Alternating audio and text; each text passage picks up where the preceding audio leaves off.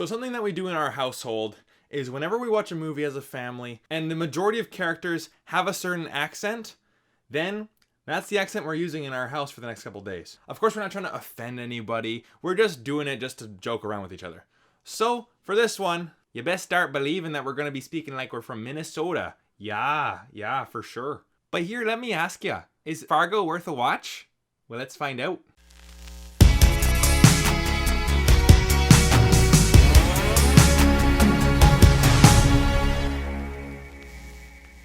I apologize for my terrible Minnesota accent. I'm Canadian, so I gotta try to make them a little bit different. So anyways, my name is Brandon, aka the BrandoCritic, and on this channel it's my job to point you in the direction of movies worth checking out. And today I'm here to tell you if Fargo is still worth a watch. So in Fargo, we have Jerry Lundegaard, played by William H. Macy, and he's a sales manager at a car dealership in Minneapolis, Minnesota, and is extremely desperate for money. So he hires two goons by the names of Carl, played by Steve Buscemi, and Geyer, played by Peter Stormare, to kidnap his wife Jean, played by Kirsten Rudred, and extort a ransom from his extremely wealthy father-in-law, Wade Gustafson, played by Harvey Presnell. During Carl and Geyer's escape, they come across some witnesses and, well, they had to take matters into their own hands, of course. So it's up to local police chief Marge Gunderson, played by Frances McDormand, to investigate. So before I even watched this movie, my mom said, "Brandon, you gotta see Fargo. It's a great movie." My dad said, "Don't listen to her, this movie is terrible." So I had two opinions telling me what to do, but I gotta side with my mom on this one.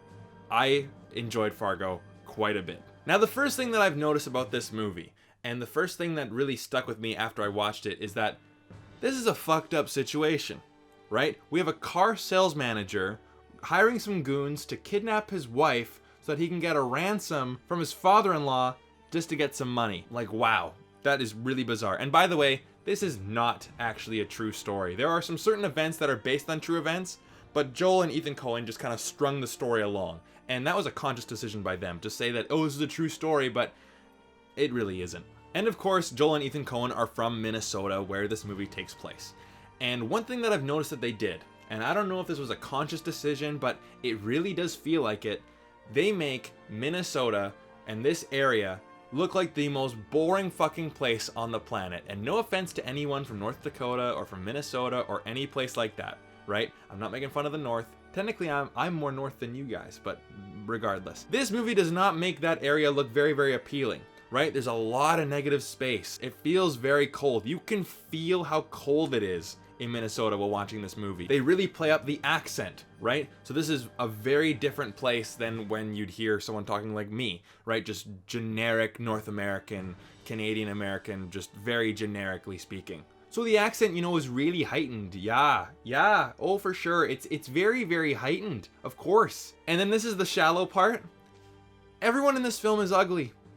Everyone's just kind of real funny looking, right?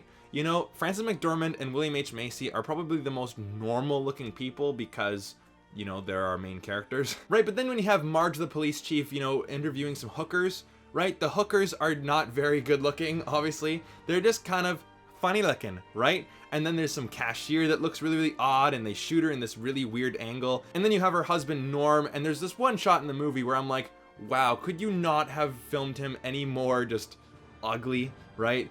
His head is on an angle and he has like his bowl cut and he looks just miserable and depressed. He's in bed. He's like, yeah. It's like this town and this situation and these people are in some serious need of some energy, of just something to spice it up. You get this fucked up situation in here and wow, the contrast is really noticeable. So I don't know if that means I'm a cold-hearted bastard by saying that, by putting this fucked up situation into a town that looks really, really boring with really ugly people and people who sound really weird. But again, it works, right? And again, no offense to anyone who lives there, right? The accent isn't that weird, right? It's just different than the generic American accent. So if you get offended by that, I apologize. And then of course you have the violence, and there's not much violence in this movie. But when it does come, it is 1000% extreme. And you can really feel that because the rest of the movie is just so awkward and boring, right? And this is where my dad, I think, at least I haven't asked him, but I think that this is where my dad really was lost in this movie. He couldn't get over how awkward and how strange it was. And, you know, I could understand that. Like, I'm looking at the movie and I'm just going, what? I'm baffled by all the character decisions. I'm baffled by how everyone acts in this town.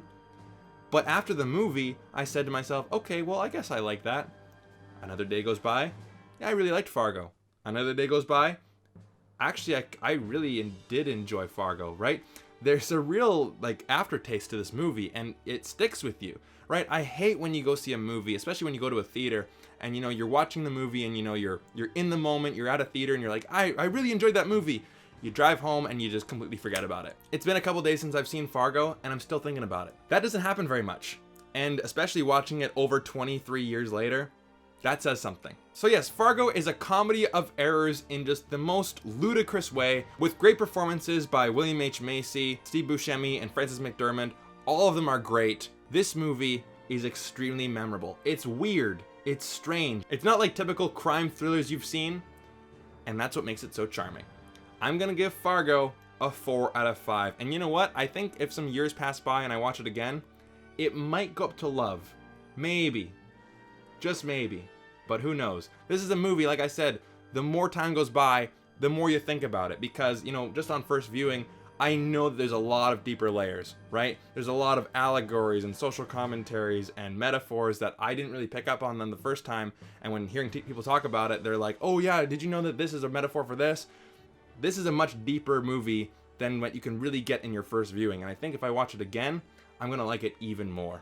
And by me saying that right now, that's a very good thing. So anyways, guys, hopefully you guys won't hate me for saying that about Minnesota. Trust me, I'm from Canada. I can make jokes about myself too. You know, we all live in igloos. We all have funny accents. We all love hockey. We all love maple syrup. So trust me, I understand the stereotype. So please don't get offended by me saying that. And I have no prejudice to anyone from Minnesota. I feel like I just needed to get that out of the way. But my question to you is, what is your favorite Coen Brothers movie? That's a tough one for me. I really do like Oh Brother, Where Art Thou? That one is a great one. Anyways, guys, if you like this video and want to see more videos just like this, definitely hit like and subscribe, and thank you so much for watching. Take care.